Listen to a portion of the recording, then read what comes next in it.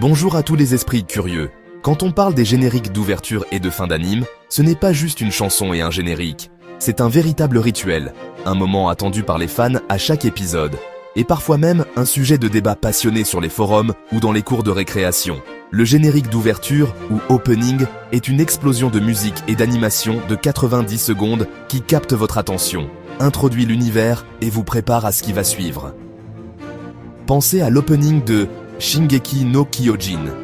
Dès les premières notes, l'adrénaline monte et on sait qu'on va vivre quelque chose d'intense.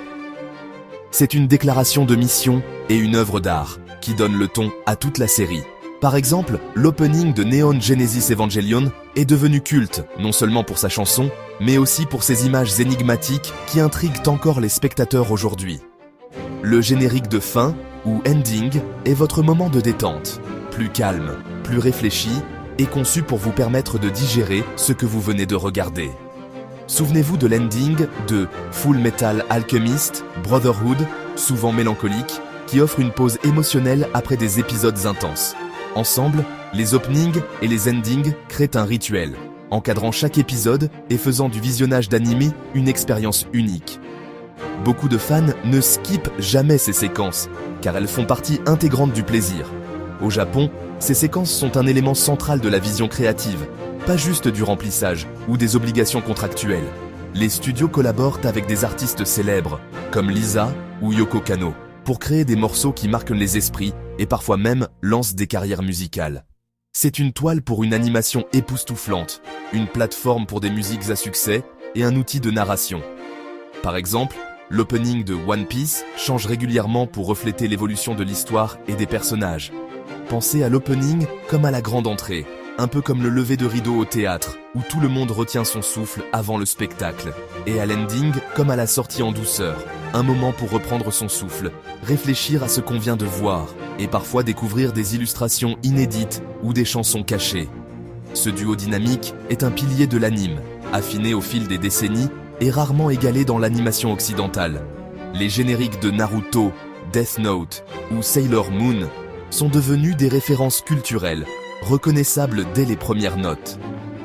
En substance, les openings et les endings sont l'âme du spectacle, distillés en 90 secondes d'art pur.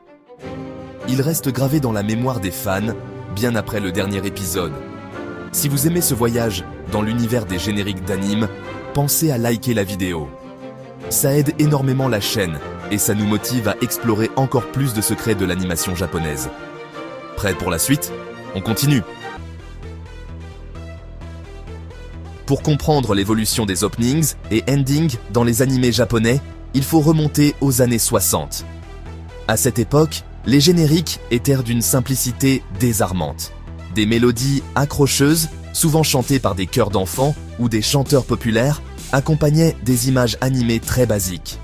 Les paroles servaient surtout à présenter le héros et sa mission, comme dans Astro Boy, où chaque couplet répétait le nom du personnage principal et ses exploits. Ces génériques étaient conçus pour être facilement mémorisés par les enfants, et il n'était pas rare d'entendre les écoliers les fredonner dans la cour de récréation. Dans les années 70 et 80, l'ambition grandit. Les génériques deviennent de véritables hymnes orchestraux, portés par des arrangements plus complexes et des visuels dynamiques. Par exemple, l'opening de Mazinger Z est devenu un classique, repris lors de concerts symphoniques et même dans des stades. Space Battleship Yamato a marqué toute une génération avec sa mélodie épique, à tel point que la chanson a été reprise par la marine japonaise lors de cérémonies officielles. Les génériques commencent alors à jouer un rôle clé dans l'identité de l'anime, créant une attente et une excitation avant chaque épisode. Les années 90 marquent un tournant décisif. L'opening A Cruel Angel's Thesis de Neon Genesis Evangelion bouleverse les codes. La chanson, influencée par la J-pop, regorge de symbolisme et de double sens. Les images, énigmatiques et rapides, invitent à l'interprétation et suscitent des débats passionnés parmi les fans. C'est aussi l'époque où les génériques deviennent des tubes à part entière, diffusés à la radio et vendus en millions d'exemplaires. On se souvient aussi de Moonlight Densetsu de Sailor Moon, qui a marqué toute une génération de jeunes filles et est encore chanté lors de conventions aujourd'hui. Certains réalisateurs, comme Kunihiko Ikuhara, vont encore plus loin. Dans Revolutionary Girl Utena, il utilise l'opening pour explorer des thèmes profonds et des images surréalistes, transformant le générique en une véritable œuvre d'art autonome. Les fans se plaisent à décortiquer chaque plan, à la recherche de références cachées ou de messages symboliques. Cette approche influence toute une génération de créateurs, qui voient dans le générique un espace d'expression unique. Avec l'arrivée du numérique dans les années 2000, la qualité visuelle explose. Les studios expérimentent de nouveaux effets, des transitions audacieuses et des palettes de couleurs inédites. Les groupes comme Asian Kung Fu Generation avec Haruka Kanata pour Naruto ou Linked Horizon avec Guren no Yumiya pour l'attaque des titans transforment les openings en véritables phénomènes culturels. Ces chansons grimpent dans les charts et certains groupes doivent leur carrière à leur collaboration avec l'animation. Il n'est pas rare que les fans attendent chaque nouvelle saison d'un anime rien que pour découvrir le prochain générique. Aujourd'hui, les openings et endings sont devenus des laboratoires d'expérimentation. Certains misent sur l'action explosive, comme dans My Hero Academia, tandis que d'autres préfèrent des moments calmes et introspectifs, centrés sur les personnages, comme dans March Comes In Like a Lion.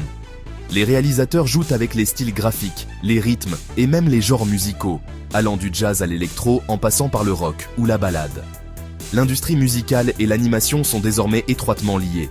Un opening réussi peut lancer la carrière d'un artiste, comme Lisa avec Gurenge pour Demon Slayer, qui a battu des records de vente et remporté de nombreux prix. Les producteurs d'anime collaborent étroitement avec les musiciens pour créer des génériques qui marquent les esprits et définissent l'identité d'une série. Les styles sont plus variés que jamais. Certains génériques s'inspirent du cinéma, d'autres de la peinture ou du clip musical. Les studios repoussent sans cesse les limites de ce qu'un opening ou un ending peut être, cherchant à surprendre et à émouvoir le public. On trouve même des génériques entièrement réalisés en animation traditionnelle, en 3D ou en rotoscopie selon l'ambiance recherchée. Ce qui n'était au départ qu'un simple outil de branding est devenu une vitrine pour l'innovation et l'expression artistique. Les génériques inspirent même des artistes et des fans à travers le monde, qui créent des reprises, des analyses et des œuvres dérivées. Aujourd'hui, les openings et endings sont devenus des moments incontournables, attendus et célébrés par les fans. Ils font partie des souvenirs les plus marquants de l'expérience anime et continuent d'évoluer, repoussant toujours plus loin les frontières de la créativité. Qu'est-ce qui fait un excellent générique d'ouverture? Pourquoi certains openings d'anime restent-ils gravés dans nos mémoires, tandis que d'autres passent inaperçus? Pour le comprendre, il faut plonger dans la mécanique précise et l'alchimie unique qui transforment une simple introduction en un moment culte. Tout commence par la musique. C'est le cœur de l'opening. Elle doit être entraînante, émouvante et parfaitement rythmée sur 90 secondes. Prenez par exemple l'opening de Cowboy Bebop, Tank. Ses cuivres explosifs et son rythme jazz donnent immédiatement le ton de la série. Ou encore Guren no Yumiya de L'attaque des titans, dont l'intensité épique galvanise le spectateur dès les premières notes. La structure musicale est familière, presque universelle. Introduction, couplet, pré-refrain, puis un refrain qui explose avec les visuels les plus excitants. Cette progression n'est pas un hasard. Elle guide l'émotion du spectateur, créant une montée en puissance qui culmine au moment où l'animation atteint son apogée. C'est ce schéma qui fait que l'on attend le refrain avec impatience, comme un feu d'artifice visuel et sonore. Les paroles, elles, ne sont jamais anodines. Elles reflètent souvent les thèmes du spectacle ou suggèrent de futurs rebondissements, ajoutant de la profondeur pour ceux qui prennent le temps de les analyser. Par exemple, l'opening de Neon Genesis Evangelion et Cruel Angel's Thesis regorge de références cryptiques à la psychologie des personnages et à l'intrigue. Certains fans passent des heures à décortiquer chaque mot, à la recherche d'indices cachés. Les visuels sont une véritable vitrine pour les animateurs. L'opening introduit le casting, le décor, les symboles clés, et souvent, la qualité d'animation y est supérieure à celle de l'épisode lui-même. On se souvient tous de la fluidité spectaculaire de l'opening de Mob Psycho 100, ou de la palette de couleurs éclatantes de Sarah Zanmai. Les studios investissent énormément dans ces séquences, car elles sont la première impression laissée au public. Les réalisateurs, quant à eux, usent de métaphores visuelles et de la préfiguration. regardez l'opening de Death Note. Chaque plan regorge de symboles religieux et de jeux d'ombre qui annoncent la lutte morale à venir. Ces détails ne se révèlent souvent qu'après plusieurs visionnages, récompensant les spectateurs les plus attentifs. Le montage est crucial. Synchroniser la musique et l'animation pour un impact maximal demande une précision chirurgicale. Les coupes, les révélations, les changements de rythme sont tous calés sur le tempo, créant une harmonie qui fait vibrer le spectateur. Un bon exemple, l'opening de Full Metal Alchemist Brotherhood, où chaque transition visuelle épouse parfaitement la montée musicale. Des maîtres réalisateurs comme Shinichiro Watanabe, connu pour Cowboy Bebop, ou Masaaki Yuasa, créateur de Devilman Crybaby, transforment les openings en véritables œuvres d'art autonomes. Ils y insufflent leur style, leur vision, et parfois même des clins d'œil à d'autres œuvres ou à la culture pop japonaise. Chaque élément, musique, paroles, animation, montage, travaille ensemble pour créer cette expérience inoubliable, à vous donner la chair de poule. Certains openings deviennent même viraux, repris sur les réseaux sociaux, remixés ou joués en concert lors de conventions d'animés. Un exemple emblématique de l'importance de la musique et de l'ambiance dans les génériques se trouve dans Initial D. Les openings de la série, portés par le groupe Move, sont devenus cultes grâce à leur énergie Eurobeat et leur capacité à capturer l'esprit des courses nocturnes. Les endings, quant à eux, prennent souvent la forme de véritables clips musicaux, prolongeant l'expérience sonore et visuelle au-delà de l'épisode.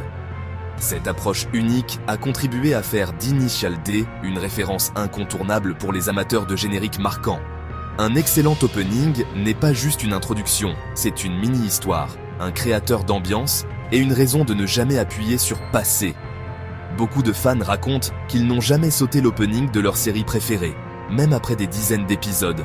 C'est pourquoi les fans les regardent encore et encore, découvrant quelque chose de nouveau à chaque fois. Chaque revisionnage est une chasse au trésor, une occasion de s'immerger encore plus dans l'univers de l'anime et de partager cette passion avec d'autres. Avant même que la première réplique ne soit prononcée, l'opening d'un animé japonais joue un rôle fondamental. En seulement 90 secondes, il pose l'ambiance générale, comédie légère, drame poignant, thriller haletant. L'opening est comme le lever de rideau d'un théâtre, une invitation à entrer dans un univers unique. Par exemple, l'opening de Cowboy Bebop, avec son jazz explosif, annonce immédiatement une aventure stylée et rythmée, tandis que celui de Clannad enveloppe le spectateur d'une douceur mélancolique, préparant à l'émotion. L'opening sert aussi de carte de visite pour le casting. En quelques plans, il présente les personnages principaux, suggère leur personnalité et les dynamiques entre eux. Regardez l'opening de My Hero Academia. Chaque élève de la classe est introduit avec une pose ou un geste qui résume son caractère. Parfois, un simple échange de regards ou une posture en dit long sur les alliances, les rivalités ou les secrets à venir. Les openings sont célèbres pour leur art de la préfiguration. Ils glissent subtilement des indices sur l'intrigue, taquinent l'apparition de futurs antagonistes ou laissent entrevoir des rebondissements majeurs. Par exemple, dans Shingeki no Kyojin, certains détails de l'animation n'ont pris tout leur sens qu'après plusieurs épisodes, révélant a posteriori la maîtrise du foreshadowing. Les fans adorent y décortiquer chaque image à la recherche d'indices cachés. Un autre aspect fascinant, certains openings évoluent au fil de la série. À mesure que l'histoire progresse, de nouveaux éléments visuels apparaissent, reflétant les changements majeurs de l'intrigue ou l'arrivée de nouveaux personnages. Dans Full Metal Alchemist Brotherhood, chaque arc narratif s'accompagne d'un nouvel opening, chacun capturant l'évolution du ton et des enjeux. À l'opposé, l'ending ou ending marque la fin de l'épisode. C'est un moment de transition, un espace calme pour digérer ce qui vient de se passer. Après l'intensité d'un combat ou la révélation d'un secret, l'ending offre une respiration, une parenthèse pour laisser retomber l'émotion. Les endings montrent souvent les personnages dans des situations plus intimes ou quotidiennes, loin de l'action principale. Cela permet de renforcer les thèmes de la série ou de révéler des facettes plus humaines des protagonistes. Par exemple, l'ending de Naruto où les ninjas partagent un repas ou se promènent dans le village rappelle que derrière les combats, il y a des liens d'amitié et de simplicité. Après un cliffhanger ou une scène bouleversante, l'ending agit comme un sas de décompression. Il permet à l'impact émotionnel de s'installer, laissant le spectateur méditer sur ce qu'il vient de voir. Certains endings, comme celui de Death Note, accentuent même le malaise ou la tension. tandis que d'autres, comme dans K-On!, laissent une impression de légèreté et de joie. L'ending, c'est le mot de la fin. Il vous laisse dans un état émotionnel précis, plein d'espoir, mélancolique ou simplement apaisé. Certains endings sont devenus cultes, comme celui de Evangelion, avec Fly Me to the Moon, qui contraste avec la noirceur de l'épisode pour mieux marquer les esprits.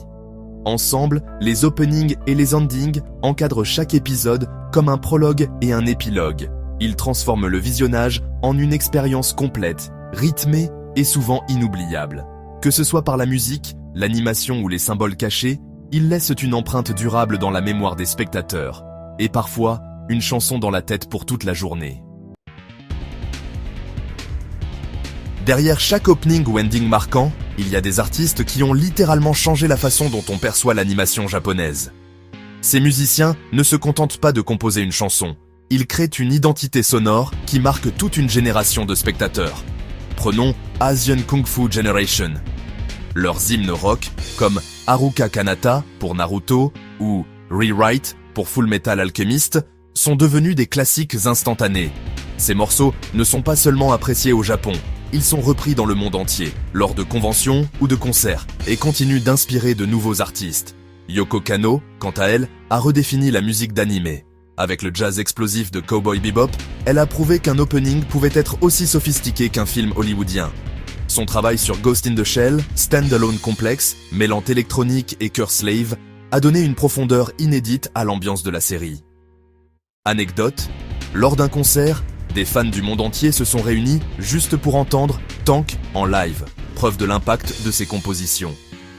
Le métal symphonique de Linked Horizon, pour Shingeki no Kyojin, a transformé les génériques en véritables cris de guerre. Guren no Yumiya est devenu un hymne, repris dans les stades et même lors de mariages au Japon. L'énergie de la chanson a contribué à l'aura épique de la série, au point que certains fans affirment avoir commencé l'anime uniquement à cause de son opening. Des artistes solos comme Lisa avec Gurenge pour Demon Slayer, ou des groupes comme Calafina, qui a marqué Madoka Magica, sont devenus de véritables icônes. Leurs voix sont indissociables des univers qu'elles accompagnent. Lisa, par exemple, a vu sa chanson rester en tête des charts pendant des mois, et Calafina a rempli des salles de concert à travers l'Asie, grâce à ses collaborations avec l'animation. Ce qu'on oublie souvent, c'est que ces musiciens ne sont pas de simples prestataires. Ils travaillent main dans la main avec les réalisateurs et les animateurs, adaptant leurs compositions à chaque scène, chaque émotion. Parfois, la musique est même composée avant l'animation, influençant le rythme et la mise en scène des images. Leur travail est célébré par les fans autant que l'animation elle-même. Certains openings sont devenus si populaires qu'ils sont repris en karaoké, remixés sur internet, et même joués lors de cérémonies officielles. Quand le bon artiste rencontre le bon anime, un simple générique peut devenir un phénomène culturel, traversant les frontières et les générations. C'est cette alchimie unique qui fait des openings et endings bien plus que de simples chansons.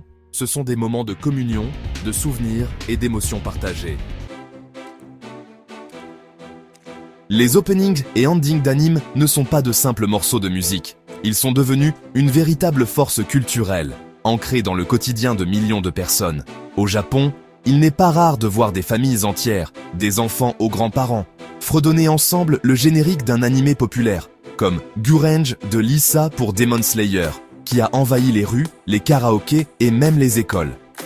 Les chansons d'anime dominent régulièrement les classements musicaux japonais. Par exemple, Bluebird de Naruto Shippuden ou Unravel de Tokyo Ghoul sont devenus des hymnes nationaux. Être choisi pour interpréter un opening peut transformer la carrière d'un artiste du jour au lendemain. Lisa, par exemple, a vu sa notoriété exploser après avoir chanté pour Sword Art Online, puis Demon Slayer. Les sorties de CD spéciaux, souvent accompagnées de jaquettes exclusives ou de bonus, deviennent des objets de collection très prisés. Certains fans parcourent des kilomètres pour obtenir une édition limitée, comme les coffrets de Cowboy Bebop ou Evangelion, qui se revendent parfois à prix d'or sur le marché de l'occasion. À l'échelle mondiale, les génériques d'anime servent de passerelle vers la culture japonaise. Des millions de fans découvrent la J-pop et la J-rock grâce à ces chansons. Des tournées internationales, comme celle de Jam Project ou de Lisa, remplissent des salles de concert à Paris, Los Angeles ou Shanghai, et les vidéos de réaction à des openings sur YouTube cumulent des millions de vues, Les concerts et festivals d'Anison, comme Animelo Summer Live, attirent des foules immenses.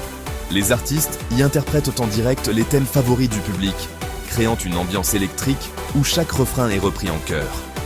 Certains fans racontent avoir pleuré d'émotion en entendant leur opening préféré jouer en live pour la première fois.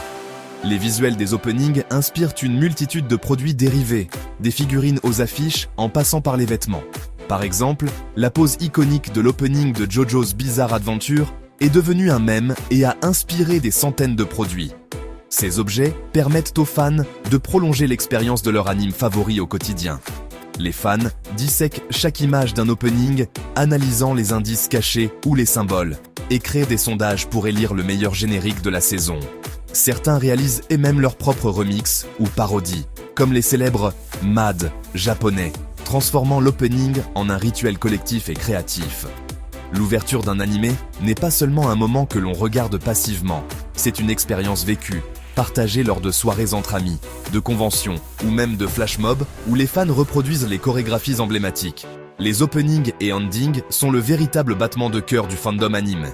Ils unissent des fans de tous horizons, de Tokyo à Sao Paulo, de Paris à New York, créant une immense communauté mondiale où chacun partage la même passion, les mêmes émotions et parfois les mêmes refrains.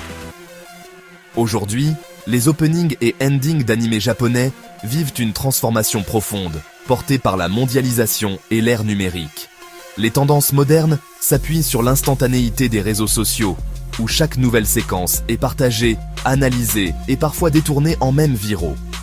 Par exemple, l'opening de Shingeki no Kyojin saison 4 a généré des milliers de reprises et de parodies sur TikTok, tandis que le Reiné Circulation de Bakemonogatari est devenu un phénomène mondial grâce à ses chorégraphies reprises par des millions d'utilisateurs.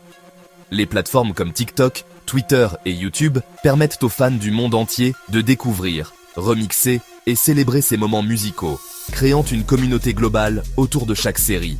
Les réactions en direct, les analyses de paroles et les breakdowns d'animation sont devenus monnaie courante, renforçant l'engagement des spectateurs. L'évolution récente se traduit aussi par des collaborations inédites et audacieuses. De plus en plus de studios font appel à des artistes internationaux, brouillant les frontières musicales. Par exemple, la chanteuse Lisa, célèbre pour Gurange dans Demon Slayer, a vu son titre non seulement repris et remixé par des DJ du monde entier, mais aussi utilisé dans des compétitions de danse et des événements e-sport.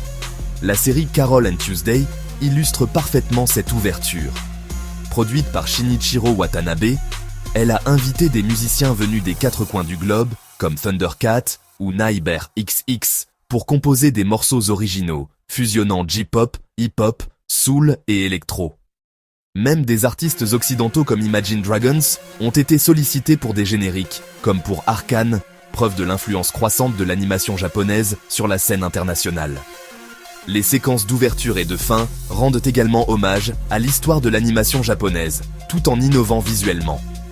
On retrouve des clins d'œil subtils à des classiques comme Cowboy Bebop, dont l'opening Tank est régulièrement cité comme référence pour son style jazzy et son montage dynamique, ou Neon Genesis Evangelion, dont les images iconiques et la chanson A Cruel Angel's Thesis sont souvent parodiées ou réinterprétées.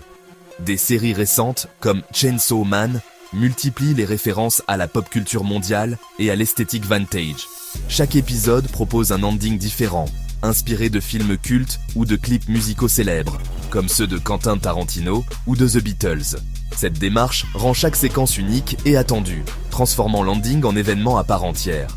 En conclusion, les openings et endings d'aujourd'hui ne sont plus de simples introductions ou conclusions.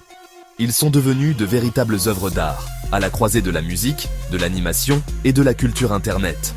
Ils témoignent de l'influence mondiale de l'animation japonaise, tout en rendant hommage à ses racines et en ouvrant la voie à de nouvelles formes de créativité.